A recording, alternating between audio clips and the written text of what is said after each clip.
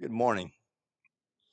We preachers are trying our very best to supplement the lessons that we're having as we go through the Old Testament. I'll preach on miracles of the Exodus this morning. Jordan has Pharaoh's stubbornness this evening. Next Lord's Day morning, we'll look at the golden calf and the respect for God that Israel should have had. And then in the evening, Reagan will talk about the tabernacle concept, what it meant to them, what it means to us. And so we're plugging our way, trying to supplement as best we can as we cover reams of information. And this is kind of a catch-all sermon. Miracles of the Exodus.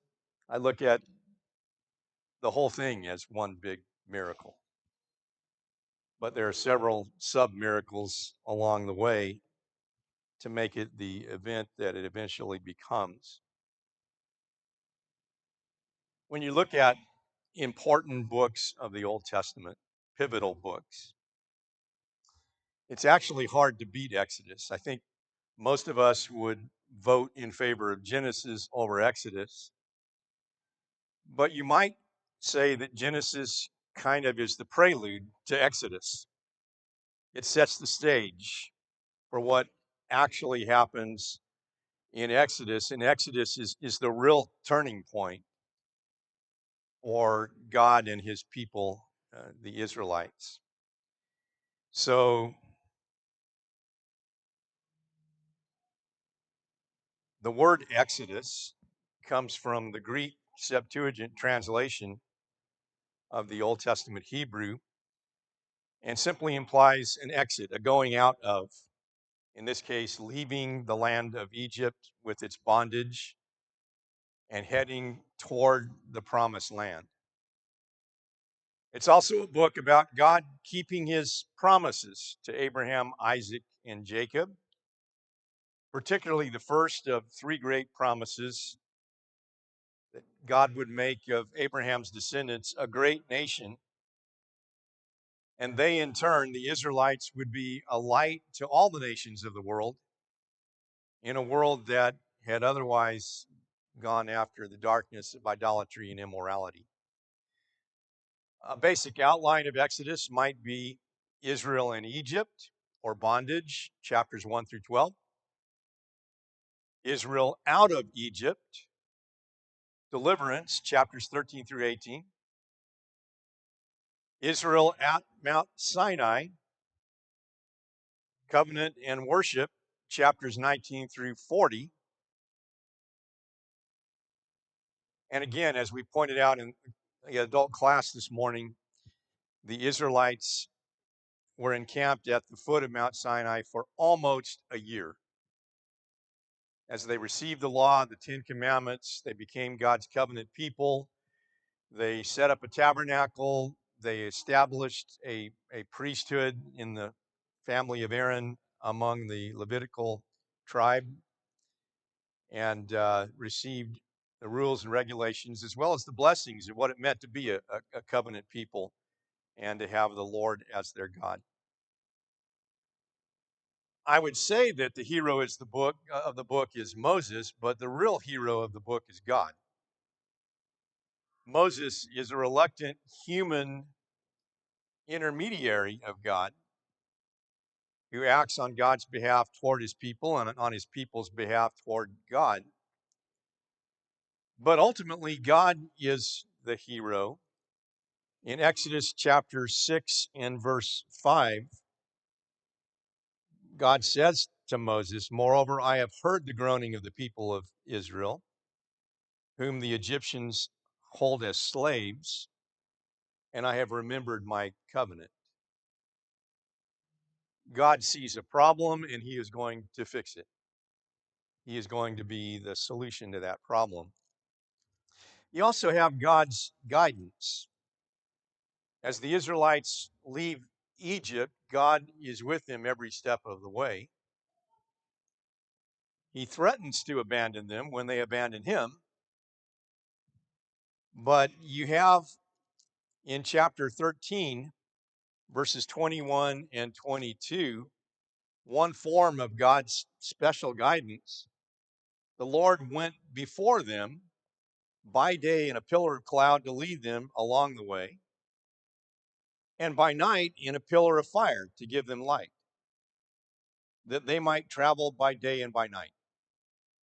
The pillar of cloud by day and the pillar of fire by night did not depart from before the people. You think about that. They followed this pathway through a wilderness that was unknown to them, and God led them. He leadeth me, we sing. He led them through a pillar of cloud by day and a pillar of fire by night. And you think about that, the pillar would come down and rest in a certain place, and they would stop and then pick up and go. And they had that pillar of cloud and pillar of fire as they wandered through the wilderness. That had to be impressive. I don't think about it enough. But it had to have been impressive to them that they were being led by God every step of the way. But they not only had God's remembrance and God's guidance, they also were in the presence of God's glory. One of the most important chapters in Exodus is chapter 19. So if you have an Old Testament handy, turn there with me. I'd like to read portions of it. In Exodus 19,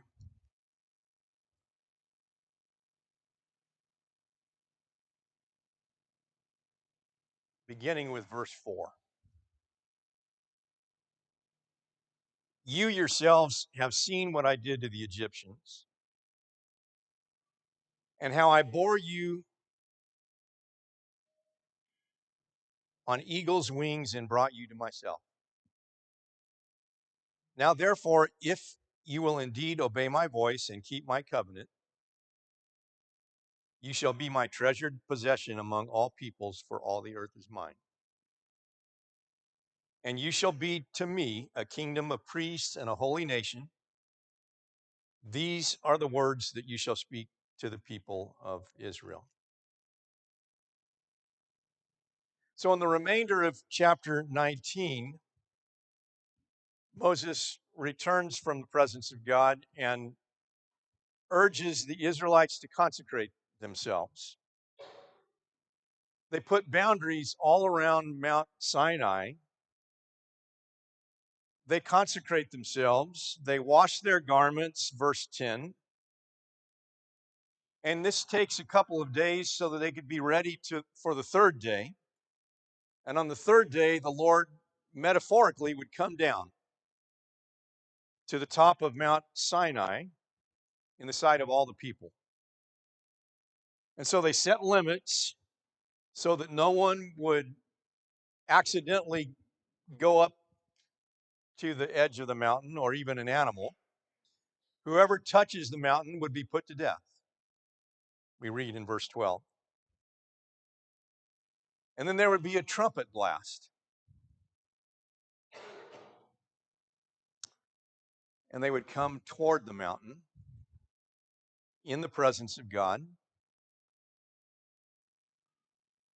Verse 16 beginning says, on the morning of the third day, there were thunders and lightnings and a thick cloud on the mountain and a very loud trumpet blast. Imagine experiencing all of that. So that all the people in the camp trembled.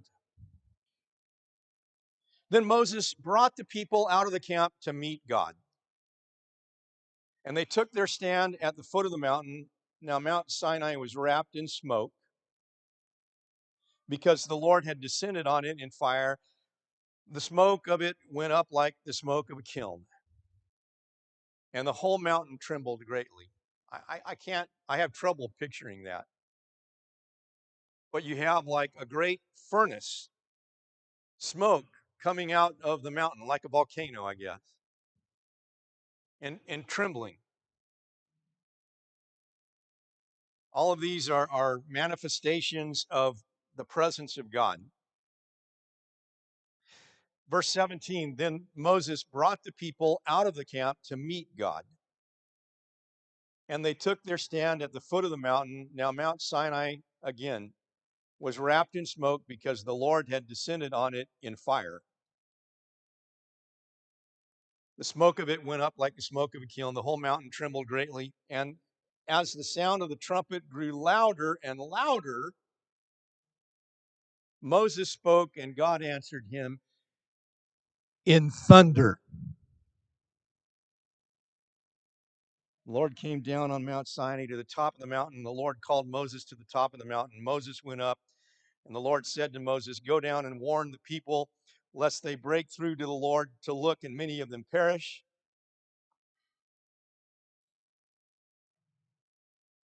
In chapter 20 and verse 1 says, God spoke all these words, saying, this is in the presence of the people.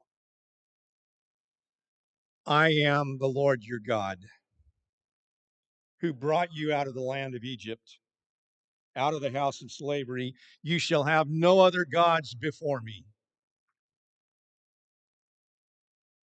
You shall not make for yourself a carved image or any likeness of anything that is in heaven above, or that is in earth beneath, or that is in the water under the earth.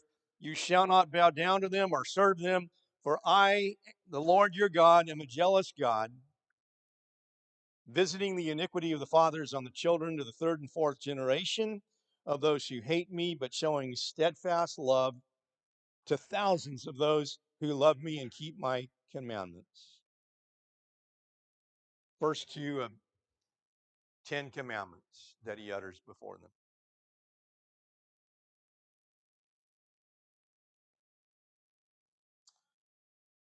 It had to have been impressive. In fact, I think terrifying would be a better word. God's remembrance, God's guidance, God's glory.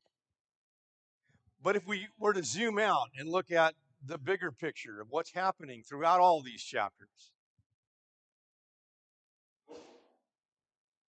there are several themes that come up. The Israelites have suffered through hundreds of years of bondage. And God is coming to their rescue. He's intervening in time, space, and human history to rescue them from this terrible circumstance. And he calls Moses, commissions him at a burning bush at Mount Horeb, the same Mount Sinai, by another name.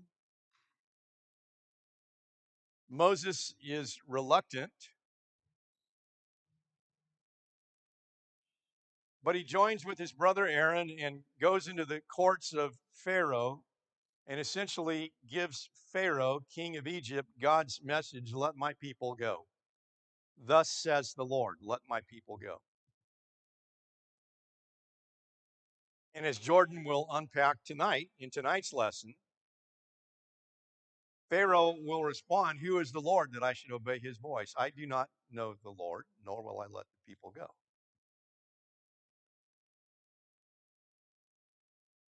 And the 10 plagues are 10 exhibits, Exhibit A, Exhibit B, Exhibit C, for why Pharaoh needs to comply when he does not want to.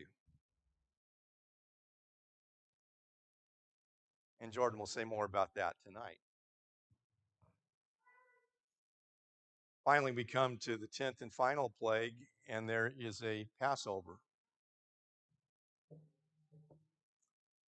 You have water turned to blood, then frogs, lice, flies, murrain or disease of cattle, boils, hail, locusts, thick darkness, and finally, the death of the firstborn. And in chapter 12 of Exodus, as Passover instructions were given to the Israelites, you have in verses 21 through 24, Moses called all the elders of Israel and said to them, go and select lambs for yourselves according to your clans and kill the Passover lamb. Take a bunch of hyssop, dip it in the blood that is in the basin, touch the lintel and the two doorposts with the blood that is in the basin. None of you shall go out of the door of his house until the morning. For the Lord will pass through to strike the Egyptians, and when he sees the blood on the lintel and on the two doorposts, the Lord will pass over the door and will not allow the destroyer to enter your houses to strike you. You shall observe this rite as a statute for you and your sons forever. The operative terms there are pass through and pass over. The destroyer passed through the houses of the Egyptians, and the firstborn was destroyed in every Egyptian household. Passed over the Israelite households when the blood was put on the doorpost and the lintel.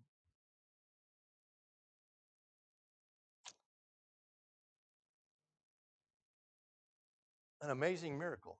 There was a great outcry of grief throughout all of Egypt, except in Goshen where the Israelites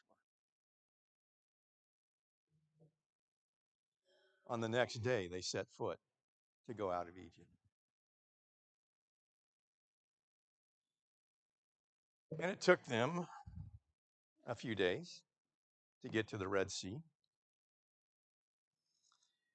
But Pharaoh has a final change of heart and gives chase.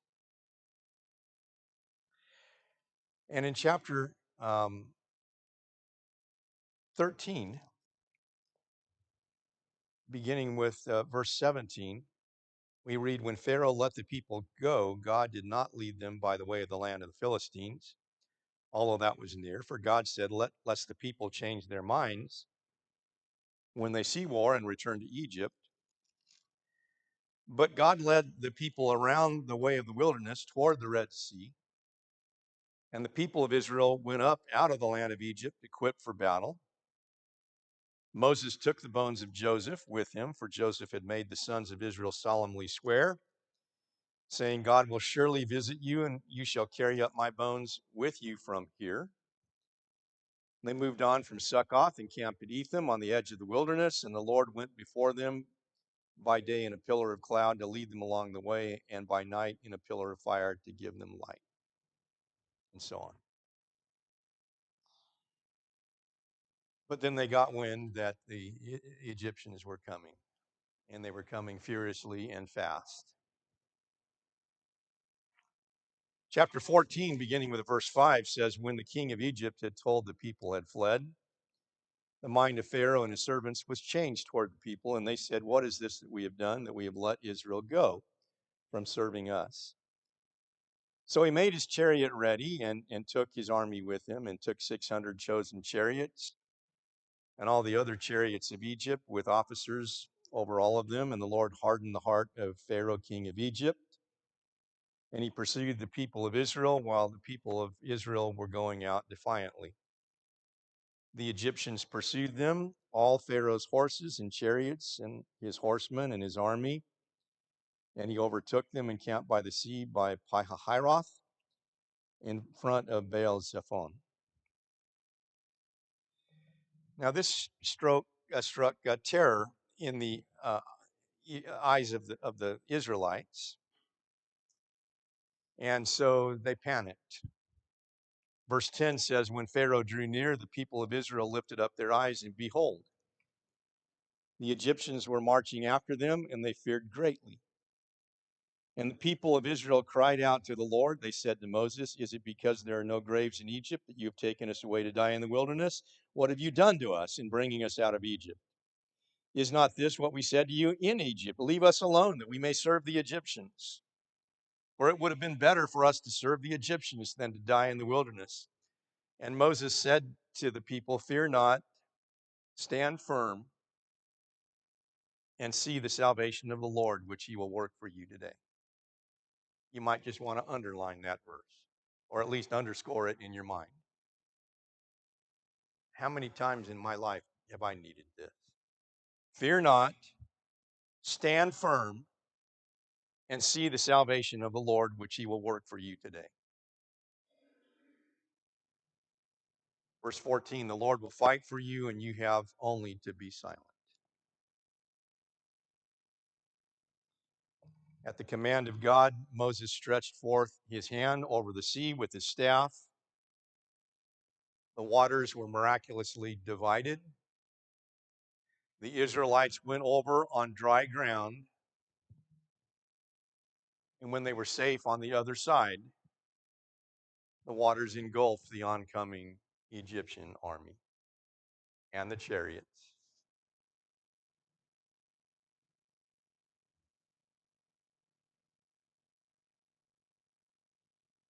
Huge victory. And they celebrated in chapter 15 with the Song of Moses and the Lamb. So you have a journey through a land of a wilderness toward the promised land.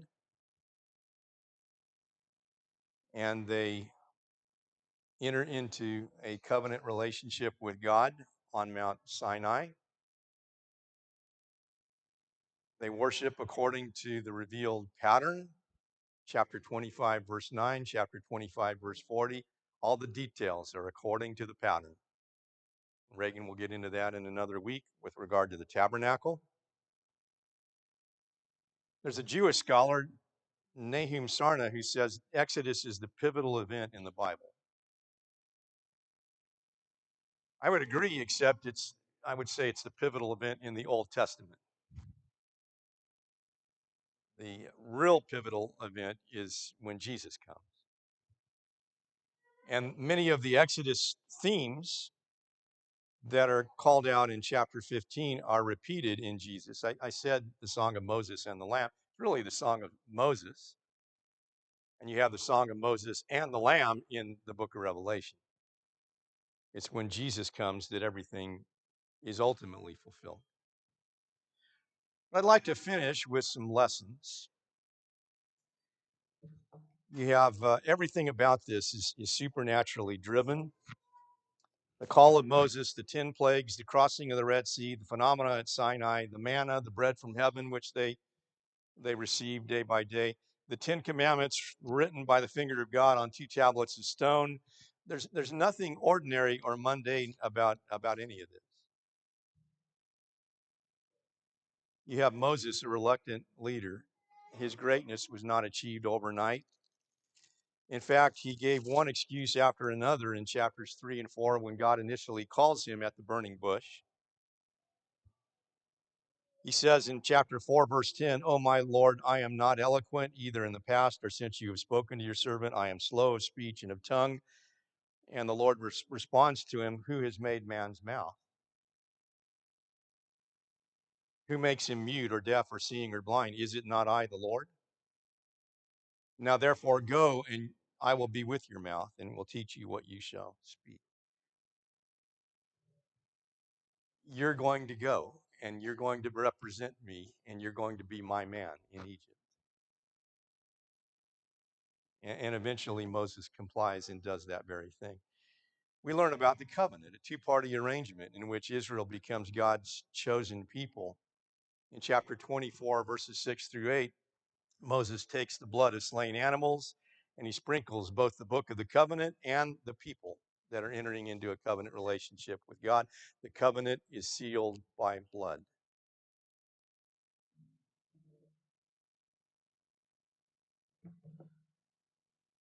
You have a statement in Exodus about Israel's national and spiritual identity. You will be a kingdom of priests and a holy nation, chapter 19, verses 4 through 6. And again, that also has an ultimate fulfillment. In 1 Peter chapter 2, that is reiterated, but the application is Christians, not Jews. 1 Peter 2, 9 and 10, "But you are a chosen race, a royal priesthood, a holy nation, a people for God's own possession, that you may proclaim the excellencies of him who called you out of darkness into his marvelous light. Once you were not a people, but now you are God's people. Once you had not received mercy, but now you have received mercy." Last but not least, every modern believer undertakes his own exodus. We've all been in bondage to sin, and we are supernaturally rescued. God has sent a Savior into this world to rescue us. And as we continue to go through this life, there are Exodus motifs that pull into it and are described throughout the New Testament. And we've sung about some of them today. Here we are, but straying pilgrim. Here our pathway, often dim. But the Lord is our defender.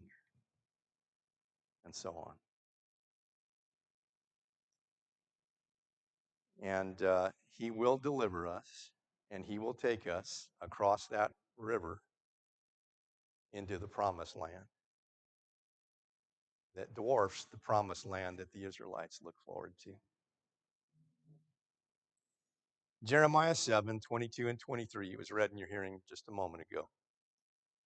For in the day that I brought them out of the land of Egypt, I did not speak to our fathers or command them concerning burnt offerings and sacrifices, but this command I gave them. Obey my voice, and I will be your God, and you will be my people.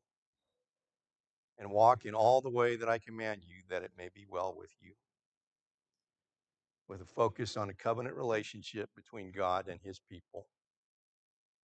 And I would suggest to you, as we read Exodus and we learn these lessons from the past, that that's what God has always wanted. That's what God still wants. What he really wants, more than anything, he wants you. He wants everything you are. He wants you to return his love with every fiber of your being, with all your heart, all your soul, all your mind, all your strength,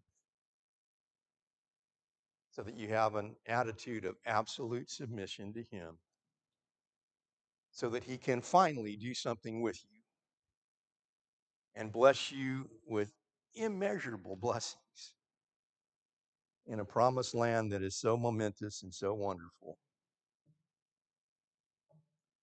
that we can only imagine how great it's going to be.